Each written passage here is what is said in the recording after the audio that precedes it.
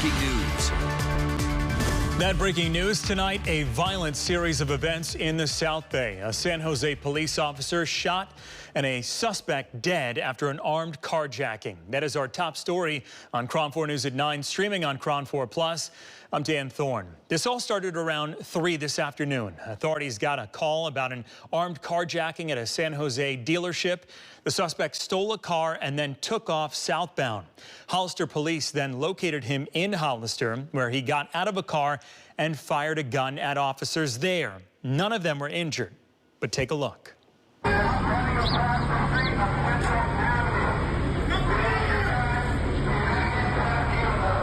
Back up, bro. He's right there in that white car, bro. He's trying to jack that girl. He's trying to take her car. You guys gotta go. Hey, get out of the way, man. Get out of the way. Go, go, go. Well, from this scene, the suspect then drove to another area in Hollister and shot at San Benito County deputies right outside of a church. None of those deputies were injured either. The suspect then reportedly left that scene, stole another car, and started driving back up north towards San Jose. The suspect fired at CHP officers out the window of the car while driving away. The suspect ultimately made it to San Jose, where he then exchanged gunfire with San Jose police near downtown on an off-ramp of Highway 87 and was killed by police. A San Jose police officer was also struck by gunfire, but is expected to survive. And we are bringing you live team coverage tonight on this breaking story. KRON 4's Sara Stinson is outside of Valley Medical Center, where that officer is recovering tonight. She's going to have the very latest on his conditions in just a moment. But first, let's get to KRON 4's Jack Molmud, who is live where that final deadly shooting happened in San Jose. Jack, what have you learned about this chaotic situation?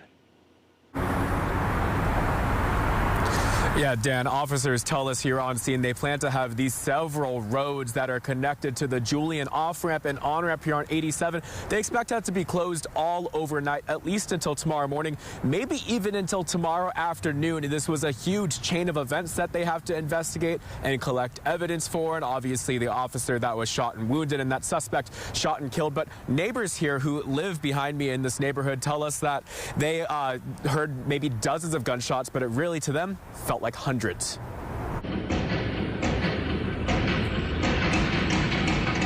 Bystander video shows the moment officers and a carjacking suspect started shooting at each other. You know, I just heard one cop car just drive by very quickly, and I saw a couple others, and it was just gunshots fired. Neighbors describe a shootout that seemingly lasted an eternity. Officers might feel the same way. The chase lasted more than 2 hours between 2 different counties. It all started with a carjacking in San Jose at a car dealership. As the vehicle fled out of San Jose jurisdiction, that vehicle eventually ended in San Benito County, where it was involved in an officer-involved shooting with at least one outside agency, namely Hollister PD. There, another shootout with police. During that incident, that suspect exited his vehicle and carjacked another vehicle, prompting a pursuit back toward the city of San Jose. That suspect collided with a vehicle here in the area of 87 and Julian, Julian and 87. And that's when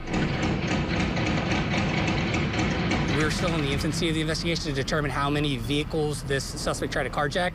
I can tell you it was a violent spree. Police also wouldn't say if the suspect died from police gunfire or police hitting the suspect with their car, but we do know the sergeant that was shot is expected to be okay. A close call with seemingly dozens of bullets firing in several South Bay neighborhoods. If there wasn't a stop to this, I can only imagine how much longer this would have gone. It is quite scary and dangerous. And neighbors who witnessed the shooting, thankful it ended when it did. I'm happy that they were able to take care of it and address that. Hopefully we don't have anything crazy pop up anymore.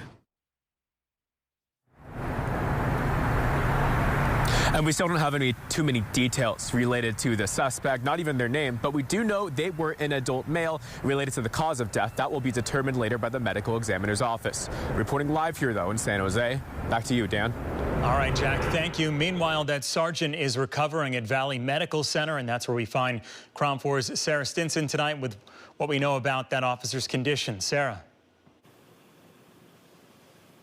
Yes, San Jose police say the sergeant's injuries are non-life-threatening. He's expected to survive, and as he recovers at the hospital, law enforcement from all over continue to stop by and show their support.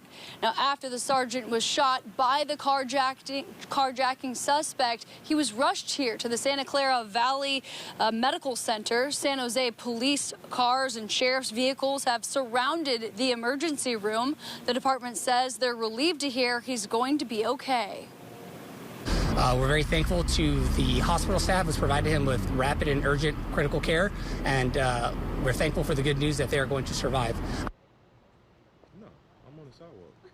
Among those visiting him at the hospital, Mayor Matt Mahan wrote on X saying the police chief told him the first thing the injured sergeant said when he got to the hospital was, "Make sure someone takes care of my dogs." Mahan continued saying that's the kind of person he is and the kind of people we have on the San Jose police force. Mahan says, quote, "People who put their lives on the line to protect our families during the day and then go home at night to take care of their own families." The mayor says he spoke with the sergeant and his family, saying that he's thinking of them and praying for a full and fast recovery. Now, Congressman Eric Swalwell also posting on X, wishing the sergeant a speedy recovery.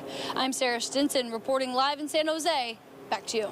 All right, Sarah, thank you for your reporting. Stay with KRON 4 on air and online as we continue to follow this breaking news story. We are, of course, monitoring that officer's condition at the hospital tonight. We're also gathering more information about this carjacking suspect. Also, any sort of concerns for any public safety and, of course, road closures that may have happened because of this. Be sure to scan that QR code on your screen or head to our website, kron4.com.